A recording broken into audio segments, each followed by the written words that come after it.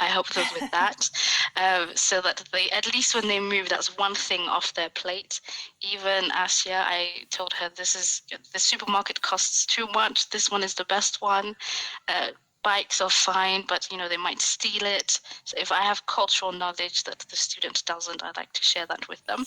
I tell them, go onto social media maybe and find what a realistic day in that city looks like, not the romanticized version that you perhaps have in your home country, because I'm so sorry, but the UK is not Big Ben, posh English, Buckingham Palace. That's not what the entirety of the UK looks like. So I would argue, yes, go. If you can find people on this app, ask them for help. Maybe go onto social media, look for videos of what a day in Birmingham or London or Liverpool looks like, so you have an idea of it.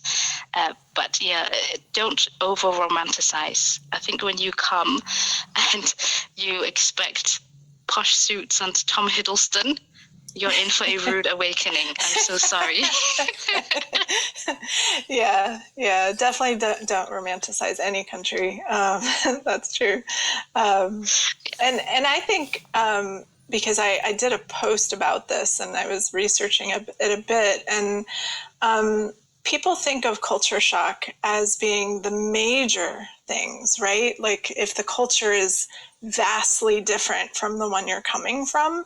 But in reality, you can have culture shock even if your countries are pretty similar, because you get homesick, and even just the rhythm of the country can be different. It can be slower paced or faster paced or different things like that. So it's not just what people think of that come to mind as the bigger things. Oh, yeah. And look for your own communities when you come here. So, of course, we have, I think in the UK, I find that the Chinese community, they really stick together. So I do tell my students, if you want to go to areas where you can find your people, your food, that's fine. But on the flip side, a mistake that many of my students make is that once they move, some of them will spend almost 100% of their time with people from their own country. And then once they are about to graduate, they'll say, oh my goodness, I've been here for 3 years and my English didn't improve. So please, if you do travel abroad, I'm not saying don't look for people from your own country that you have shared culture with, but try your best to hang out with and socialize with people from around the world, because the university, I think, is the most diverse place ever. I can't think of many more places that are more diverse than a university. So find other international students if you can. Don't graduate and feel like you didn't get what you wanted, because I promise you, I'd argue half of my students, they graduate and they are upset because they didn't get the most out of the experience. So don't do that. Yeah, like missed opportunities. Yeah, definitely. And Asha, if you want to chime in, you could also chime in on maybe your concerns in terms of culture shock as you're about to start your experience too. Ines? Hi. I was gonna add that for me, I loved culture shocks. That is honestly the best part, if it's not the most fun, of traveling abroad. Like, dealing with culture shocks is completely normal, and I have like few tips maybe for Aisha, but from my own experience. So number one, always try to immerse yourself gradually.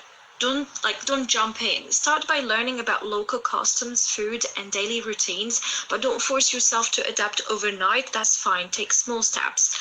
Maybe number two is like build your own local network, like make friends with locals as well as with other international students is important. Because living, like for me, for example, living with Chinese family and later making friends who didn't speak English at all forced me to communicate in that language, which helped me adapt faster. Maybe number three, stay curious and open-minded, because you're going to go to maybe a country different, maybe, I don't know, customs, different food, different religion. So try new foods, attend local events, and ask questions about things you don't understand. There's no harm in that. Viewing like differences as learning opportunities is rather than seeing them as difficulties or challenges, that makes a big difference in your experience. Another thing, just keep a connection to home is important. Like, continue to, if you find people from your countries, true, try to connect to them, but don't make it as Fatma said, like you only connect to the people from your country. Also, continue to do like gathering or things like that to be connected. Will help you to adjust and not feel homesick. And the most important, the last tip, be patient with yourself. Culture shocks doesn't disappear immediately. It takes time. And it's okay to feel frustrated or homesick in time to time. The important thing is to keep engaging with a new environment you're in. So personally, like embracing the differences, making local friends and fully participating in the community helped me so much, not just in survive culture shock, but actually enjoy the experience and grow from it. And I love seeing everyone's different from me and learning from that. So take it as always as a positive thing. And that's my tip mainly. I think that's all great advice.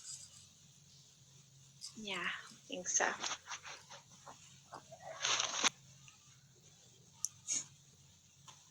I would say that is like she covered every part.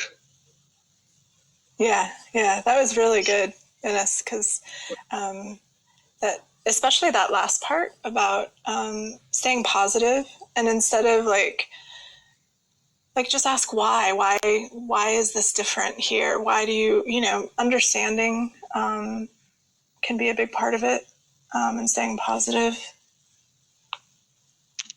But I have like one more point to add, I would say. Yeah.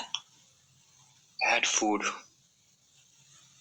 thing, because that is the main thing which people face. Like every country has their own food cuisines to offer.